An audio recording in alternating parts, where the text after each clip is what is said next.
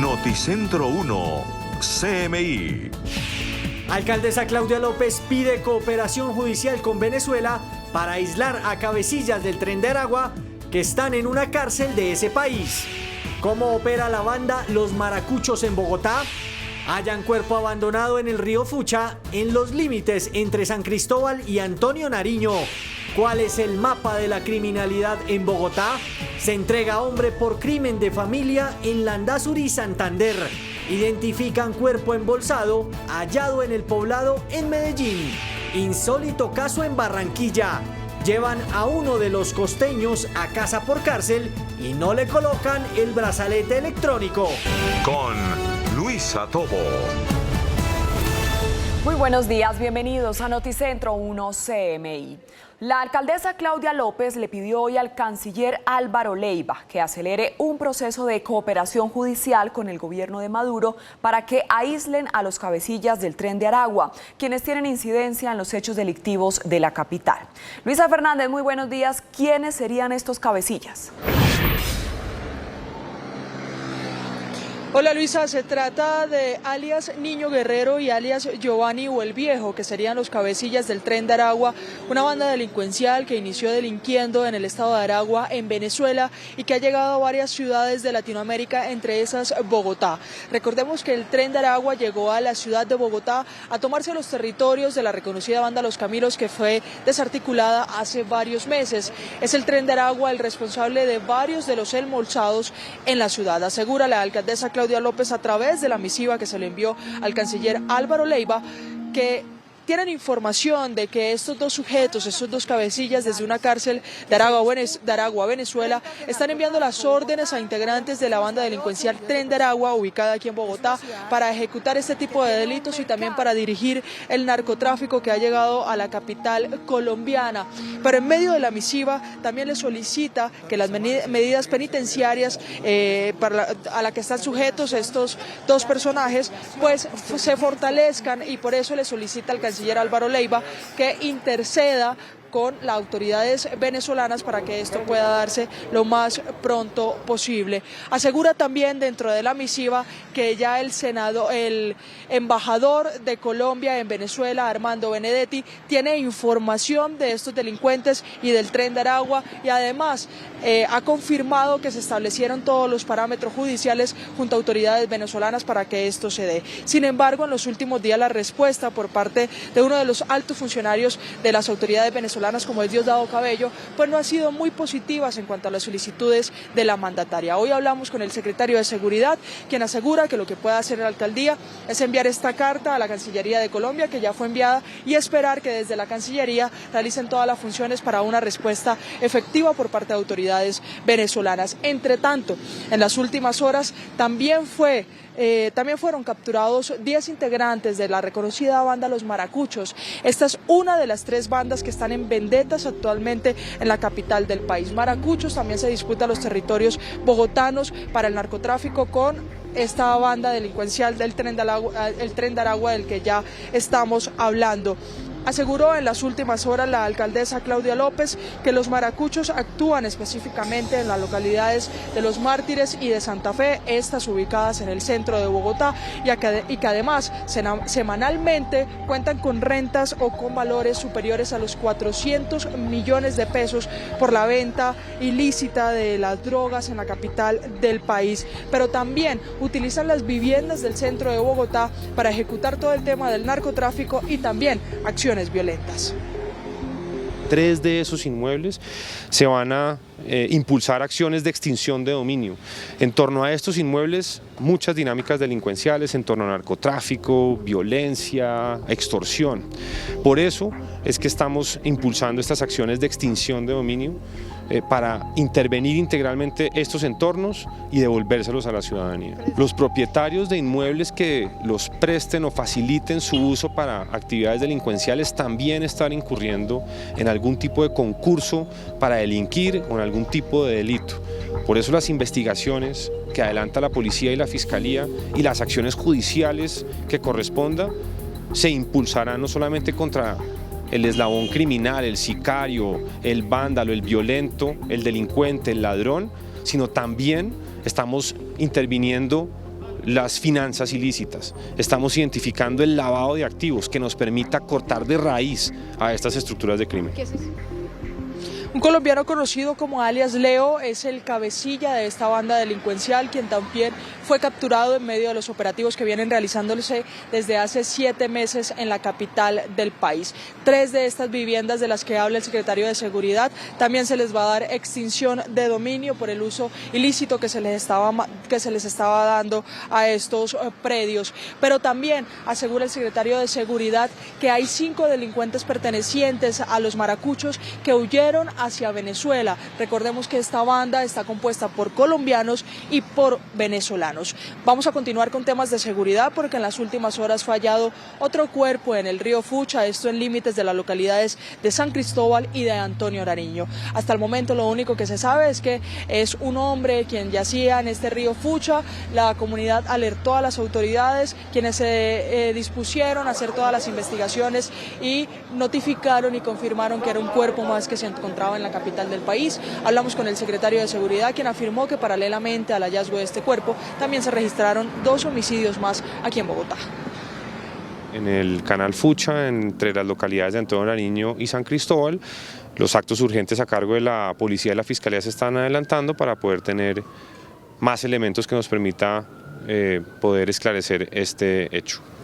Mientras la investigación avanza, aclara el secretario de Seguridad que el cuerpo no estaba embolsado. A las 12 del mediodía, más detalles de estas 3 noticias. Así es, Luisa, gracias. Y en Bogotá, más de 15 bandas criminales dedicadas al narcotráfico tienen en jaque la seguridad. Luego de la intervención del Bronx, estos grupos se atomizaron y hoy tienen en riesgo a 15 de las 20 localidades de la capital. Les contamos cuáles son y en dónde operan. En Bogotá, más de 15 bandas están en una pelea a muerte por las rutas del narcotráfico. La sevicia con la que se han cometido los homicidios dan cuenta de esa disputa entre estructuras consolidadas y bandas emergentes pero violentas integradas por venezolanos, como el Tren de Aragua que opera en Kennedy, Santa Fe y Mártires, los Maracuchos en los Mártires, Jayco Masacre en Kennedy, que está en disputa con los Melean. En Bogotá existe uno de los mercados de la criminalidad más grandes del país. Lo que se advirtió desde la Defensoría del Pueblo en su momento se consumó ahora y estamos como entidad muy preocupados de que pueda llegar a exacerbarse este escenario de riesgo.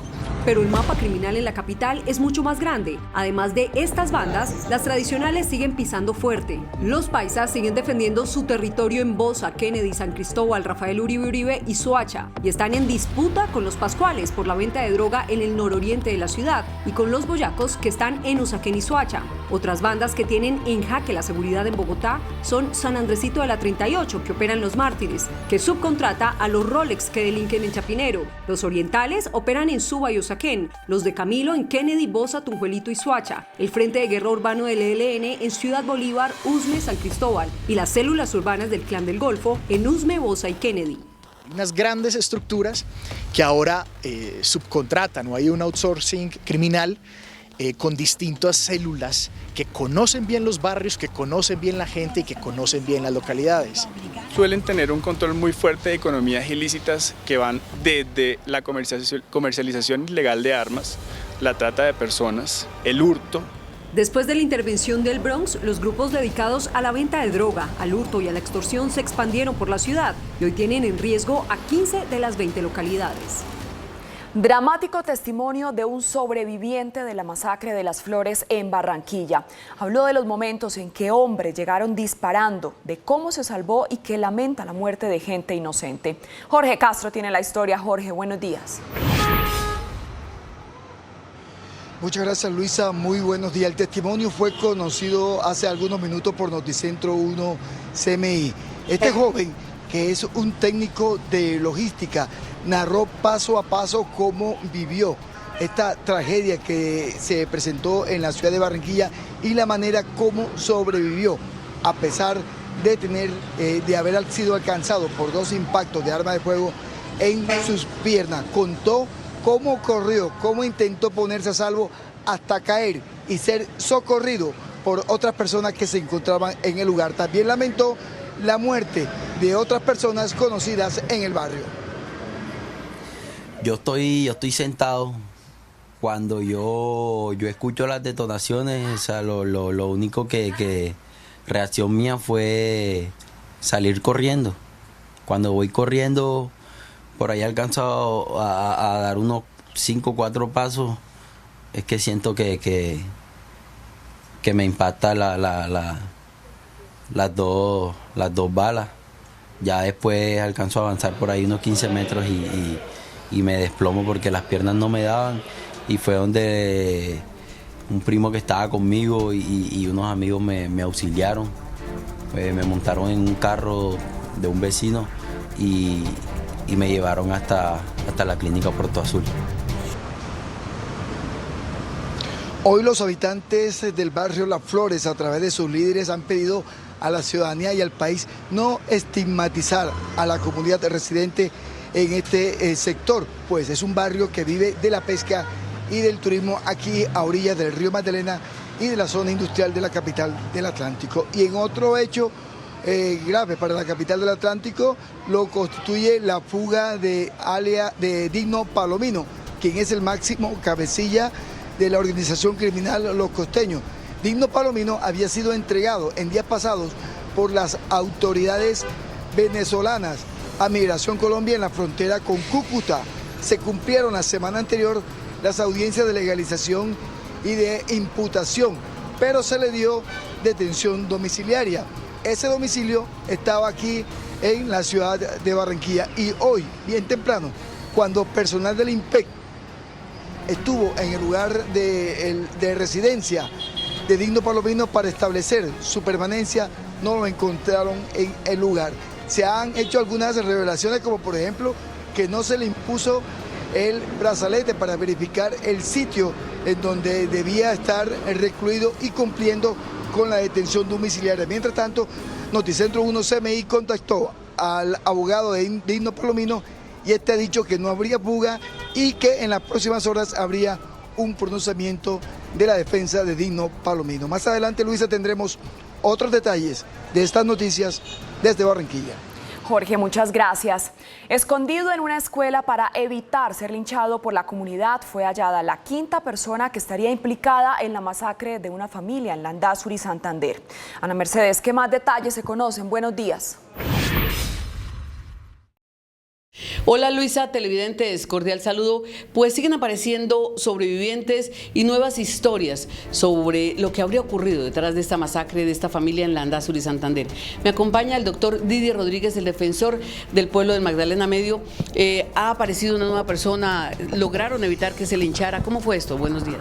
Buenos días. En efecto, la Defensoría del Pueblo recibe la información de que la comunidad tiene en su poder a esta persona, se articula con el padre, con la personería, se hace la gestión para custodiar a esta persona mientras llega la fuerza pública, se entrega, se le leen sus derechos, se verifica las condiciones en las que está y luego se hace entrega a la fiscalía. ¿La gente quería lincharlo?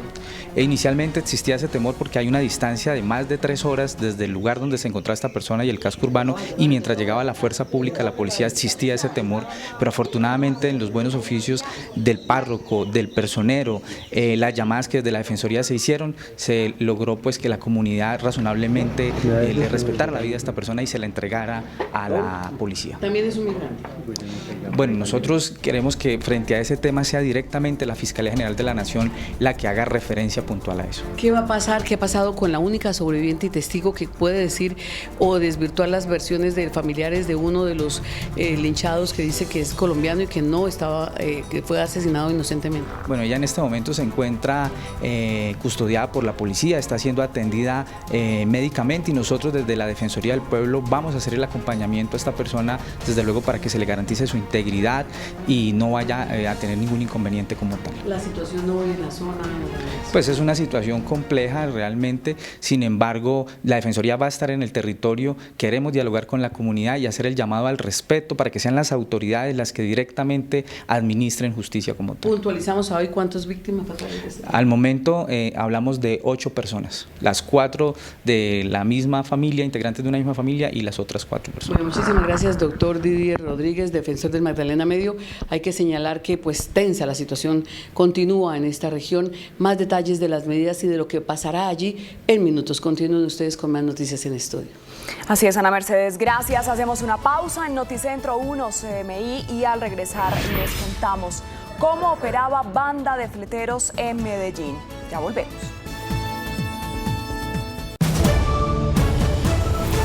Primicia de Noticentro 1 CMI. Cayó en Medellín una temida banda de fleteros que vinculó a mujeres para atraer a sus víctimas en 5 departamentos. Revelaremos interceptaciones telefónicas y videos de cámaras de seguridad. 9 personas fueron capturadas. Hernán Muñoz, ¿cómo fue el operativo? Buenos días. Luisa, ¿qué tal? Buenos días para usted y para todos los televidentes. Originamos esta información a esta hora de la mañana desde el Departamento de Policía de Antioquia, donde hace pocos minutos Noticentro 1 CMI conoció interceptaciones telefónicas, pero además la investigación de cómo una mujer investigadora se infiltró en esta banda para lograr capturar a estas 9 personas, específicamente 8 capturas y una notificación en centro carcelario. Se trata de los Magníficos, una banda de fleteros que operaba en 5 departamentos, pero específicamente aquí en Medellín, en el oriente antioqueño y en el norte del departamento de Antioquia. Tenemos las imágenes de videos de cámaras de seguridad en un establecimiento bancario en el municipio de Caldas, en el sur del Valle de Aburrá, que evidencia cómo una mujer voluptuosa, atractiva, marcaba a sus víctimas dentro de la sala de espera de uno de los bancos para lograr su cometido, y luego lo seguía a través de un equipo de escoltas que tenía, un hombre que escoltaba todo el equipo de seguridad y otros que los esperaban en una camioneta, y los determinadores que llegaban y le apuntaban con arma de fuego a las víctimas cuando salían con las sumas de dinero de los bancos. En esta noticia en desarrollo nos acompaña a esta hora de la mañana el coronel Daniel Mazo, quien es el comandante del Departamento de Policía de Antioquia. Coronel, ¿cómo logran ustedes desarticular esta temida banda que tenía azotado prácticamente a medio país? Bueno, eso es gracias al trabajo valeroso de nuestros hombres de investigación, al acompañamiento de la Fiscalía, y entendimos de que ellos utilizaban mujeres bonitas para marcar sus víctimas y así cometerles estos hurtos. Por eso nosotros logramos que una de nuestras mujeres se infiltrara en este trabajo, poder nosotros ponerlos a disposición de la autoridad competente. Estos delincuentes lograban unas rentas criminales de 300 millones de pesos mensuales y tenían una operación por el país. Ellos logramos ponerlo a disposición de la autoridad competente por el concierto para delinquir, hurto calificado y agravado, homicidio en calidad de tentativa, fabricación, tráfico, porte y tenencia de armas de fuego. Coronel, muchas gracias, y después de las 12 revelaremos cómo fueron las interceptaciones telefónicas de estas llamadas grupales que hacían durante los atracos que cometían en diferentes zonas del país. Pasamos a noticias de la capital de Antioquia, porque se confirma la identificación de un hombre que fue hallado embolsado en el barrio Castropol, en el Poblado. Según las autoridades, se trataría de un cabecilla del grupo delincuencial organizado Robledo. Se trata precisamente de alias Tatú, conocido como Javier Ventura Marín Álvarez, presunto cabecilla de esta organización que opera en el noroccidente de la capital de Antioquia. Las autoridades avanzan en la investigación y este año, no ajeno a lo que ocurre en Bogotá, en el Valle de Aburrá se han hallado por lo menos 20 cuerpos embolsados. Dicen las autoridades, y hacen mucha precisión, que son casos aislados, diferentes a lo que ocurre en la capital de Colombia, pero sí tendría que ver con los enfrentamientos y las confrontaciones entre los grupos delincuenciales que aquí operan. Y terminamos con un reporte de lluvias, porque en el municipio de Amagá, en el suroeste de Antioquia, son por lo menos 400 familias afectadas tras un fuerte aguacero en las últimas horas que provocó el desbordamiento de una quebrada. Los organismos de socorro continúan el censo y las visitas en cada uno de los hogares para determinar dónde serán reubicadas y, si es necesario, ordenar la evacuación preventiva de algunas viviendas. Más adelante regresamos desde la capital de Antioquia. Hernán Muñoz, Noticentro 1 CMI. Hernán, muchas gracias. Capturan a un hombre por el cual ofrecían una recompensa de hasta 50 millones de pesos al ser el responsable de liderar planes de extorsión, homicidio y desplazamiento forzado en 3 municipios del Valle. Sebastián, muy buenos días. ¿De quién se trata? Hola, muy buenos días. Se trata de alias El Cabezón. De acuerdo con las autoridades, este individuo lideraba todos los planes de extorsión, desplazamiento forzado y homicidio en los municipios de Toro, La Unión y La Victoria del norte del Valle del Cauca. Adicionalmente, también sería el partícipe de una masacre de 5 personas ocurrida el pasado 31 de julio del año en curso en uno de estos municipios. Adicionalmente a eso, él se encargaba de coordinar todas las acciones en contra de los comerciantes de esta zona del departamento del Valle del Cauca. Por él ofrecían una recompensa de hasta 50 millones de pesos a quien brindara información que permitiera ubicarlo y capturarlo en el menor tiempo posible. En otras noticias de la región, también ocurridas en las últimas horas, fue liberado un joven de 21 años que permanecía secuestrado desde hace 4 meses en el municipio de Tuluá, centro del departamento, y por el cual le exigían a su familia la suma de 200 millones de pesos con tal de dejarlo en libertad. Durante el operativo fueron capturadas 2 personas, un hombre y una mujer, y en su poder le fueron hallados varios celulares que utilizaban para extorsionar a la familia y un arma traumática. La víctima se encuentra en buen estado de salud. Es por ahora toda la información desde Cali, Valle del Cauca. Sebastián Bedoya, Noticentro 1 CM. Sebastián, gracias. Y asesinan a un comerciante en el barrio Fredonia, en Cartagena. El hombre, según la policía, presenta anotaciones judiciales e hizo parte de un grupo delincuencial. Tatiana Rodríguez con los detalles. Tatiana, buenos días. Luisa, televidentes, muy buenos días. Así es, la víctima fue identificada como John Jairo Guardo Ortega, de 31 años de edad. Lo que hemos conocido hasta el momento es que este hombre actualmente se dedicaba al comercio de pescado y de carne. Sin embargo, ha informado la Policía Metropolitana de Cartagena que presenta varias anotaciones judiciales y asimismo haría parte de una banda delincuencial. Los hechos se registraron en el barrio Fredonia cuando este hombre se dirigía hacia su vivienda. Fue abordado por motorizados. Uno de ellos disparó, acabando de manera inmediata con su vida. Las autoridades han manifestado que ya se tiene identificado a uno de ellos, alias Calé, y se encuentran en toda la investigación para tratar de establecer el paradero de los responsables de este hecho. Nosotros más adelante tendremos la ampliación de esta noticia. Irlanda del Norte, el territorio del Reino Unido donde la corona británica suscita mayor controversia, recibió a Carlos III en su primera visita como rey. El nuevo monarca británico Carlos III prosigue el martes su gira por las 4 naciones que forman el Reino Unido, visitando por primera vez Irlanda del Norte, donde se enfrenta al desafío de asentar una complicada reconciliación. Profundamente devotos de la reina fallecida el jueves pasado, los unionistas norirlandeses protestantes temen que su causa, la pertenencia al Reino Unido, se vea debilitada en un contexto político alterado por la salida de la Unión Europea y por el avance de los nacionalistas partidarios de la reunificación con la vecina Irlanda. Carlos III, quien prometió buscar el bienestar de todos en Irlanda, llegó junto a su esposa, se reunió con representantes de la región en el sur de Belfast y asistió a un servicio religioso anglicano en memoria de la reina, al que asistieron incluso representantes republicanos, que se han sumado a los elogios a la monarca aparcando las diferencias históricas. Sin embargo, Carlos no podrá reunirse con el jefe del gobierno regional porque las desavenencias entre los representantes políticos de ambas comunidades han impedido elegir uno desde las elecciones de mayo. Miles de personas llegaron hasta la Catedral de St. Giles en Edimburgo y se acercaron a presentar sus respetos a la monarca. El féretro de Isabel II es trasladado hasta Londres, a Westminster Hall, y reposará allí por 5 días. El operativo Puente de Londres continúa su marcha. Miles de personas llegaron hasta la Catedral de St. Giles de Edimburgo, en donde una multitud de personas le rindieron tributo a la monarca que falleció el pasado jueves. Los asistentes caminaban lentamente ante el ataúd, envuelto en el estandarte real de Escocia y decorado con una corona de flores blancas y la corona de Escocia, tradicionalmente reservada para coronaciones de reyes escoceses.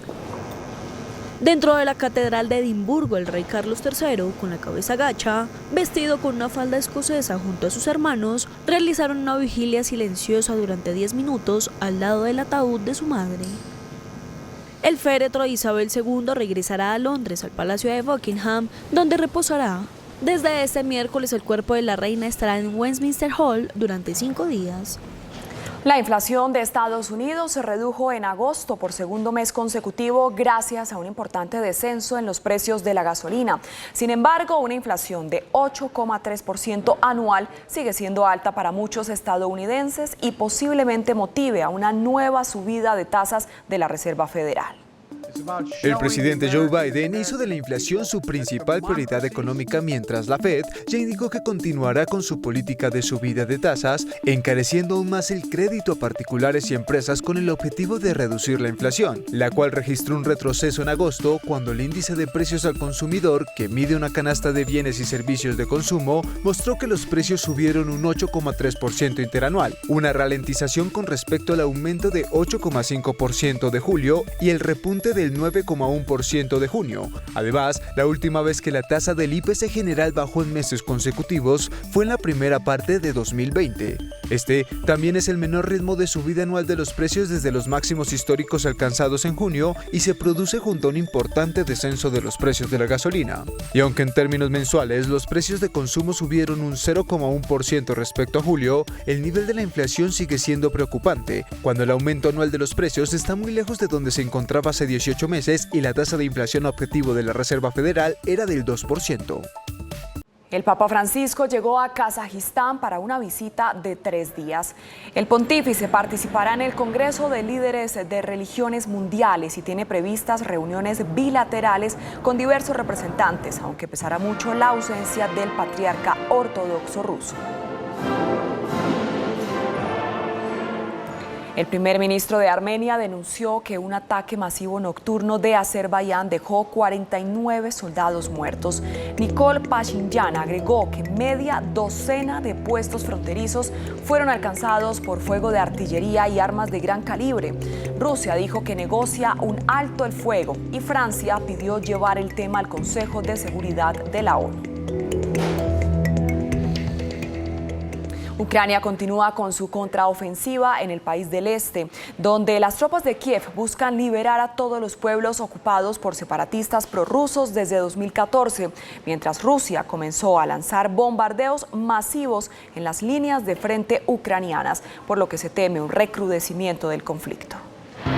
La sorprendente reconquista de Ucrania de unos 6.000 kilómetros cuadrados de territorio controlado por Rusia ha renovado el entusiasmo en las autoridades de Kiev, que ya afirman que la contraofensiva seguirá adelante hasta controlar todas sus fronteras reconocidas internacionalmente. Ahora los combates se concentran en la región de Kharkov, pero el objetivo es avanzar por el sur y el este hasta liberar todos los pueblos ocupados por los separatistas prorrusos desde 2014. La exitosa contraofensiva relámpago también representa una victoria para la estrategia occidental de firme apoyo al gobierno del presidente ucraniano Volodymyr Zelensky, con miles de millones de dólares en armas y municiones. Pero también aumentan los temores por el recrudecimiento de una guerra ya marcada por una crueldad extrema y las consecuencias que podría desencadenar un Vladimir Putin acorralado, cuando en Rusia se empiezan a abrir grietas contra el liderazgo del presidente y ya decenas de concejales de Moscú y San Petersburgo han pedido su renuncia por alta traición por la guerra en Ucrania. Una rara presión política en casa que ya se reflejó en una nueva campaña de bombardeos masivos en las líneas del frente ucranianas y que podría terminar con el uso de armas químicas o un dispositivo nuclear táctico como último recurso por parte de Putin.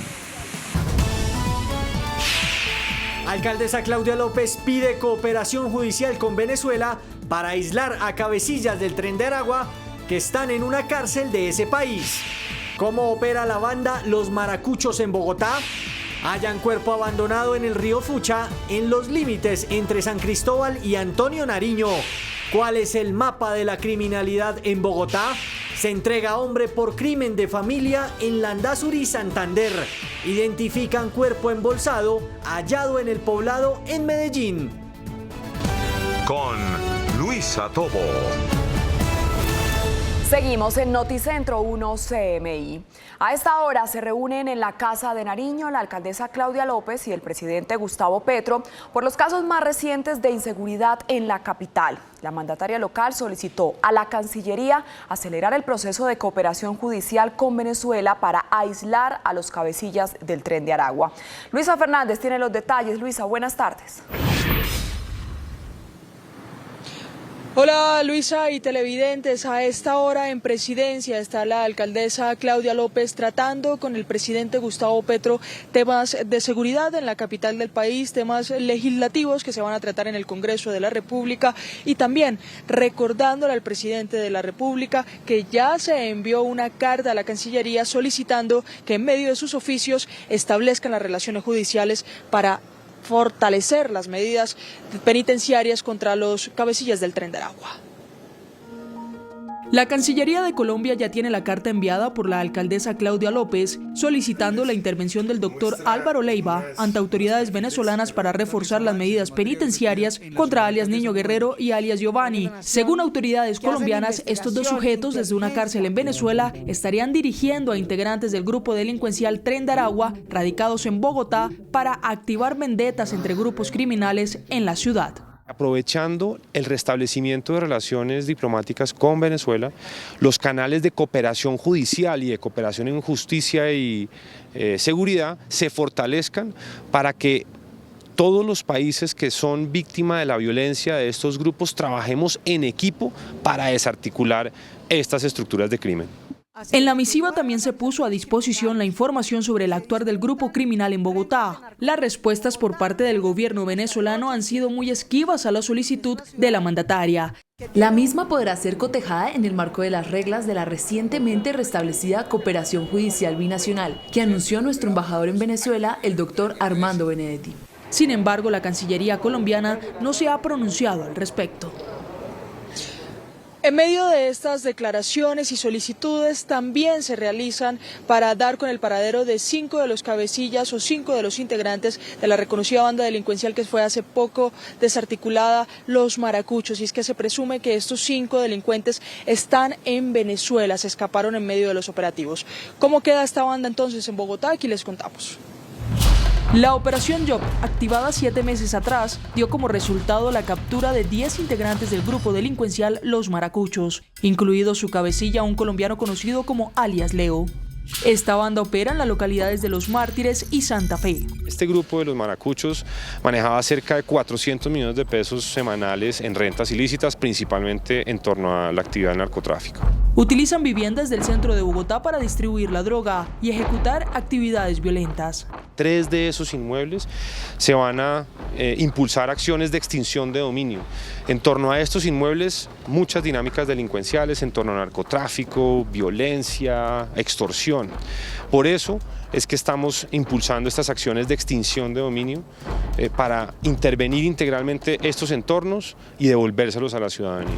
Las investigaciones que adelanta la policía y la fiscalía y las acciones judiciales que corresponda se impulsarán no solamente contra el eslabón criminal, el sicario, el vándalo, el violento, el delincuente, el ladrón, sino también estamos interviniendo las finanzas ilícitas. Estamos identificando el lavado de activos que nos permita cortar de raíz a estas estructuras de crimen. Tras los operativos, 5 delincuentes emprendieron la huida.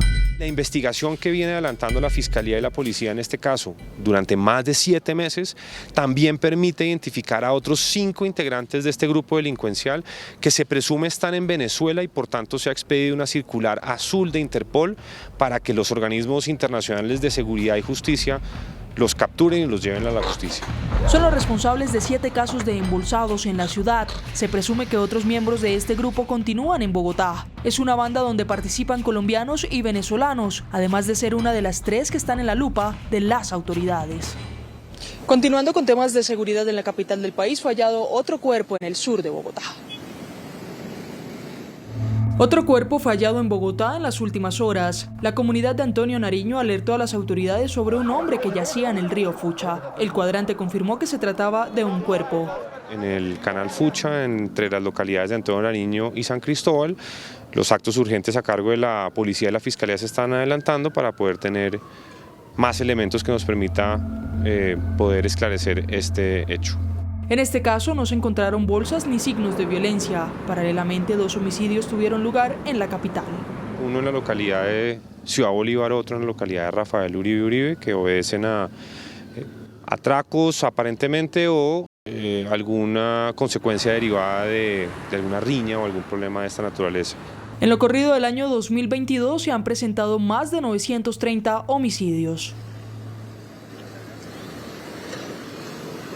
El homicidio, asegura la Secretaría de Seguridad de Bogotá, se redujo durante este año en un 14%. Desde el centro de Bogotá, Luisa Fernández, Noticentro 1 CMI. Luisa, muchas gracias. Y en operaciones de control y patrullaje marítimo desarrolladas en el Mar Caribe, la Armada de Colombia logró el rescate de 33 migrantes venezolanos. En aguas de San Andrés, unidades de la Armada de Colombia rescataron a 33 ciudadanos venezolanos, entre ellos 4 menores de edad.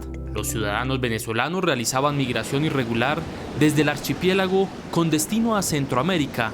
Se desplazaban en 2 embarcaciones que violaban las condiciones mínimas de seguridad. Las motonaves sospechosas de nombre Lola 2 y Mr. Dylan fueron detectadas por el radar de la Estación de Control de Tráfico Marítimo en el momento en el que se desplazaban en cercanías a las costas de la capital del departamento del archipiélago.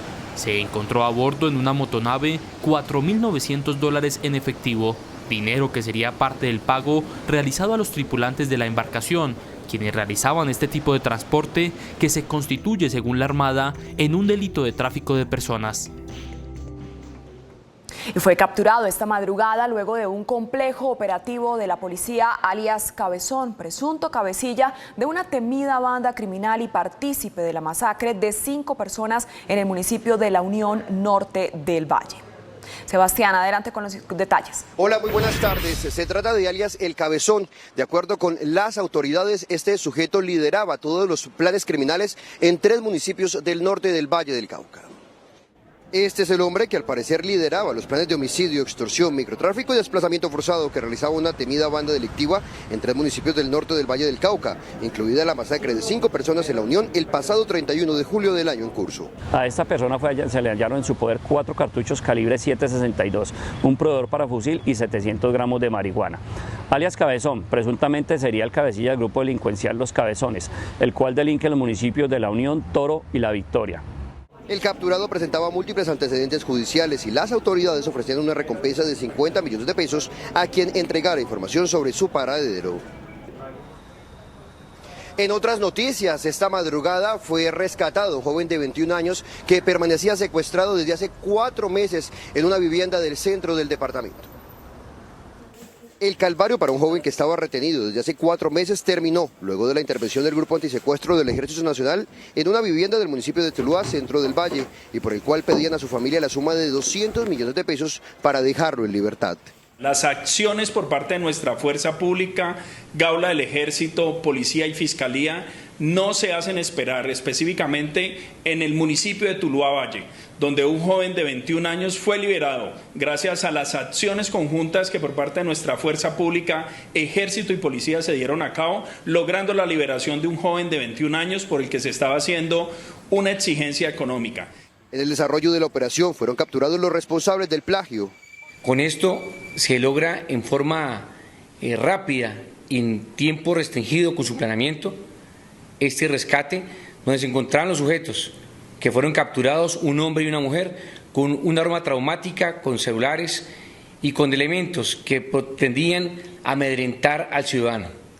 De acuerdo con las autoridades, la víctima se encuentra en buen estado de salud. Fue dado de alta de un centro asistencial donde permanecía bajo monitoreos médicos después de su rescate.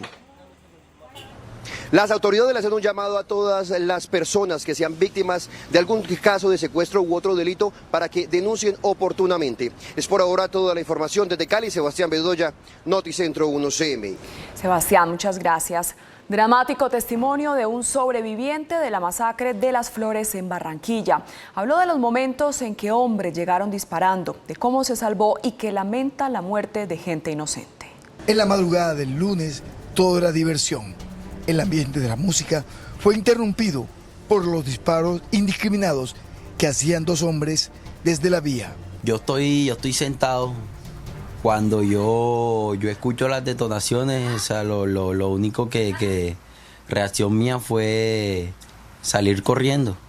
Cuando voy corriendo, por ahí alcanzo a dar unos 5 o 4 pasos, es que siento que me impacta las dos balas.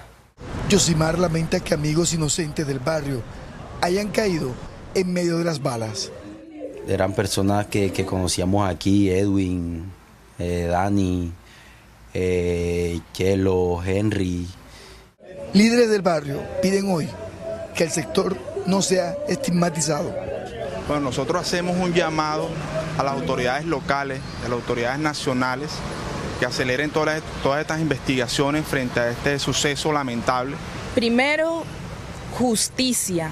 Queremos justicia y que no haya estigmatización a la comunidad, a las víctimas y a las familias de las víctimas. Para esta noche se anuncia una velatón en el lugar en donde se perpetró la masacre.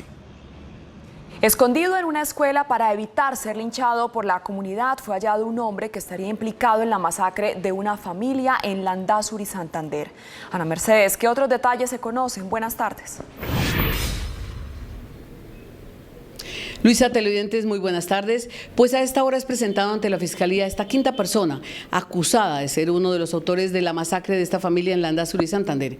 Él, un migrante, se había escondido en una escuela para evitar ser linchado por la comunidad. Este hombre de nacionalidad venezolana, conocido como El Negro, sería, según las autoridades, la quinta persona involucrada en la masacre de la familia Díaz en Landazuri, Santander. El sujeto fue hallado por la comunidad escondido en la escuela del caserío. La mediación de un sacerdote y la Defensoría del Pueblo evitó que fuera linchado. En efecto, la comunidad, y hay que resaltar eso, de manera razonable le entrega al padre a esta persona, mientras se da aviso a las autoridades. La distancia son más de 3 horas. En ese lapso de tiempo pues había el temor que pudiera pasar alguna situación. Sin embargo, finalmente se entrega a esta persona a la policía. Tras un consejo extraordinario de seguridad, las autoridades decidieron mantener estrictos controles en la población e hicieron llamadas urgentes a Migración Colombia y al Ministerio de Justicia para que se vigile con celeridad el tema de los migrantes. Requerimos a Migración Colombia mayor intervención y control en el territorio para fortalecer la seguridad frente a los ciudadanos extranjeros que llegan al departamento. Igual se pide responsabilidad social a la rama judicial con los ciudadanos extranjeros que delinquen en el territorio, porque nuestra fuerza pública reacciona oportuna y rápidamente capturando a los delincuentes, pero son puestos en libertad horas después, donde ellos reinciden. A Medicina Legal de Bucaramanga llegaron en las últimas horas familiares de las personas ajusticiadas por la comunidad, señalando que varios de ellos ni son extranjeros ni asesinos y piden claridad a la justicia. A esta hora la comunidad se alista con cadenas de oración para recibir a los cuerpos de esta familia masacrada para el sepelio colectivo. Estaremos atentos al cubrir esta noticia.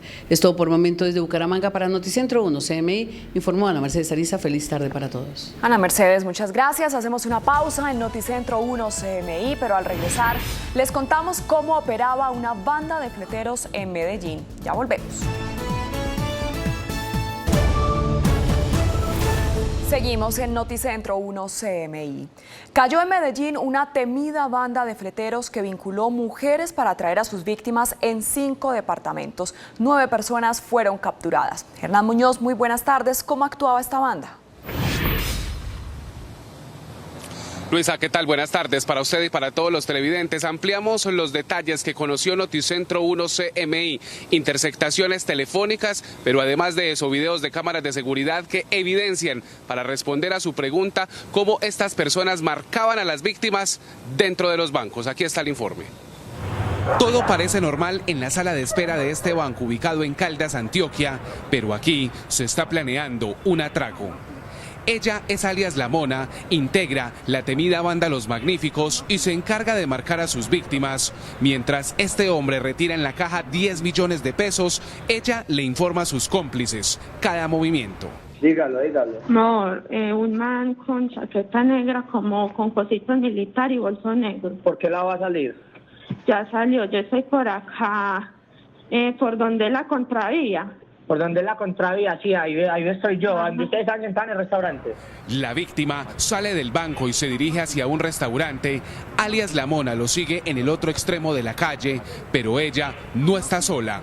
Mientras lo vigila, llega alias Pollo, el hombre que escolta toda la banda para despistar al enemigo. Y en segundos aparecen los fleteros en esta motocicleta de placas alteradas. Uno de ellos se baja, ingresa al restaurante, le apunta con un arma de fuego a la víctima, le quita el bolso y huye.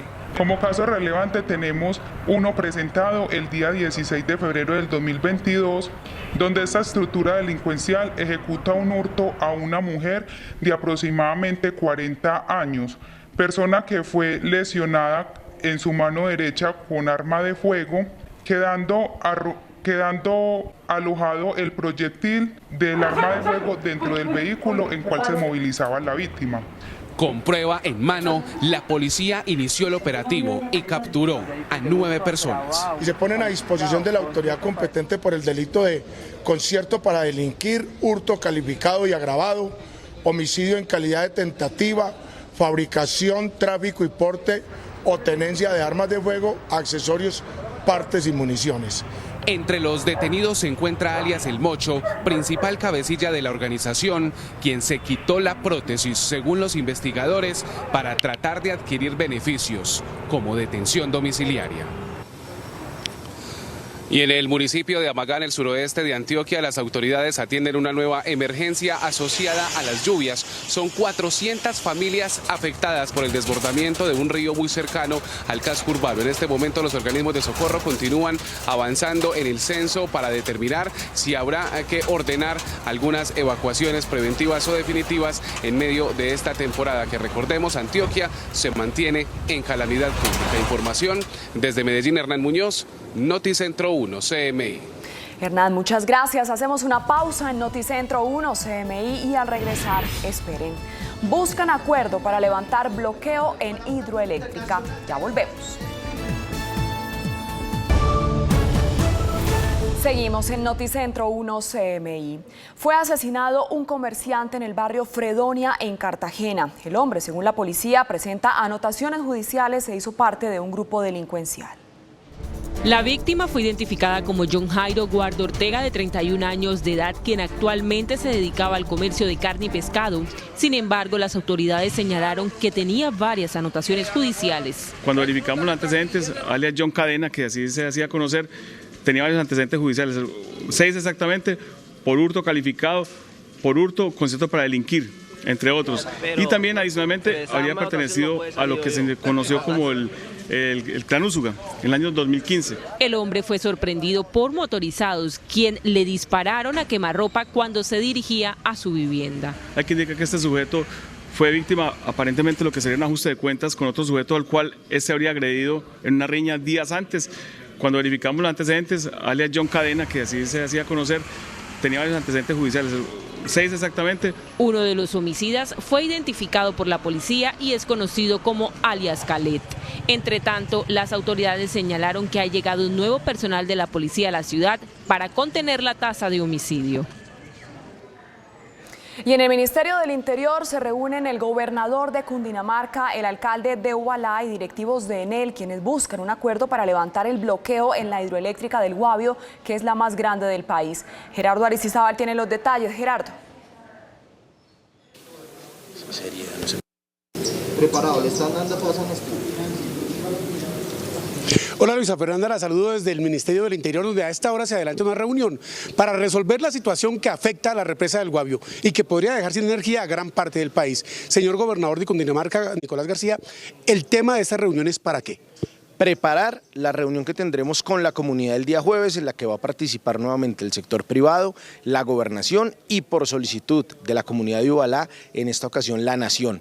Va a presidirla el señor ministro del Interior. Participan en esta reunión los gobernadores de Cundinamarca, de Boyacá, la viceministra de Minas y Energía y, por supuesto, también la viceministra del Interior y los alcaldes de la región. Así es, la idea es poder determinar las acciones inmediatas de mantenimiento de la vía, las que ya se vienen, como la adjudicación el 29 de septiembre de 50.000 millones de pesos, lo necesario que es estudios y diseños de la vía para poderla tener en mejores condiciones y cómo vincular a la nación también en este proceso para que sea la gobernación de Boyacá y la nación las que podamos tener una inversión fuerte en el sector. Señor gobernador de Cundinamarca, Nicolás García, muchas gracias. En la emisión central de Noticentro 1 CMI les estaremos informando entonces sobre los resultados de esta noticia que se adelanta para evitar que haya un apagón en el país, por supuesto, por las dificultades que atraviesa, por las generadoras que se apagan en el bloqueo que hace la comunidad de Ubalá en la represa del Guavio. Gerardo Aristizábal, Noticentro 1, CMI. Gerardo, muchas gracias. Hasta aquí la información en